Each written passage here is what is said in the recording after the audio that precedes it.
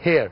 And that's where he generates his pace, and that's where he gets the late swing because of his high arm action and because he's aiming outside off stump. If it's reverse swinging, Gautam, and if you are aiming off stump, it'll 100% finish middle leg. Absolutely. And you obviously had a few things to say to him, because what's important from a youngster's point of view is they need to be a quick learner. Not everyone has access to wasim Akram. He did, and he used it. Yeah, he used it perfectly. I remember when I met him first time, he was all the time around me. He wasn't playing the first year. I used to tell him to come and sit with me. I used to tell him, look, what this bowler is doing, how does the reverse swing works.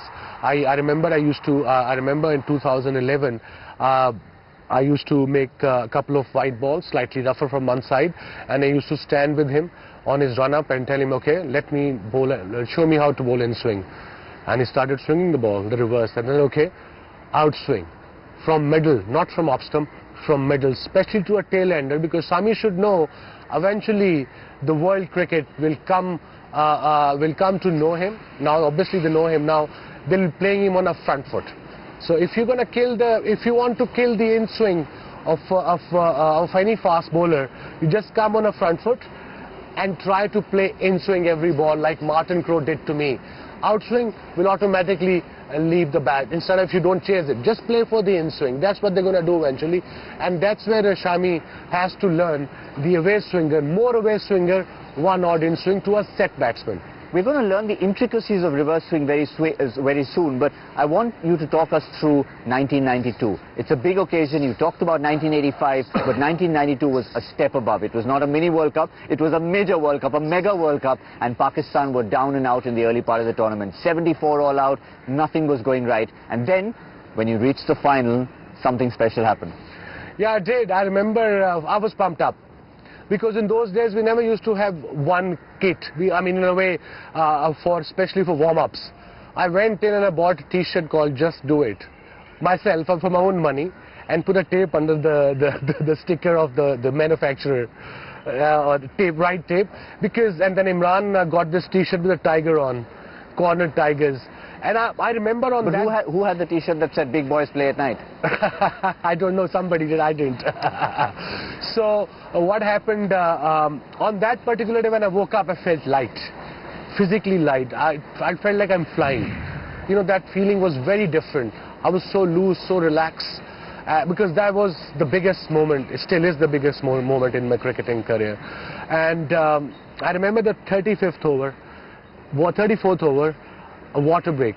You know, it was a second water break. Lamb was batting. Neil Fairbrother, who played with me for Lancashire, he knew the reverse swing. And we had a little meeting. There were two new balls, and I was bowling from pavilion end, I remember. I was meant to, as a skipper, that side probably will reverse a bit. Give me 2 overs. I think I suggested to Imran, give me a couple of overs, see what happens, because they both are the best one-day players at the time. Partnership is building up. We need a wicket here. He said, okay, Waz, bowl a couple of overs from here. So I was bowling here, and afterward Neil Fairbrother told me that he went up to Alan Lamb before my spell. He said, look, Wasim is going to go around the wicket. If it's reverse swing, he's going to bowl this away swinger to you from leg stump. And Alan Lamb was one of the top players in one-day cricket at the time. And I think he never faced me before. He faced me in county cricket only with the new ball. So I think it didn't occur to him that any left-arm bowler can go around the wicket, wide of the crease, and try to bowl this outswing.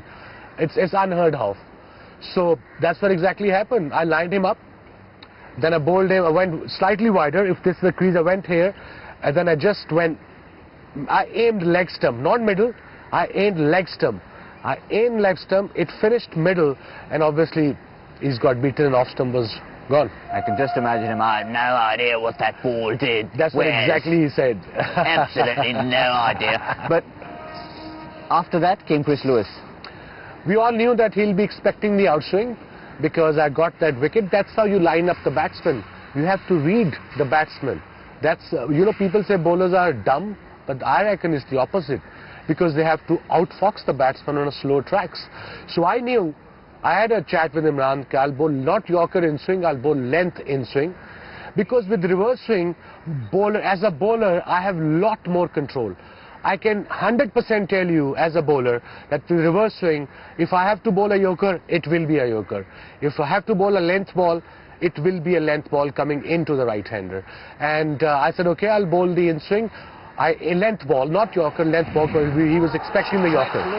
So I bowled the length ball, and it about swung that much, if I remember. And inside, faint inside edge, and his middle step was gone, and I think that was the end.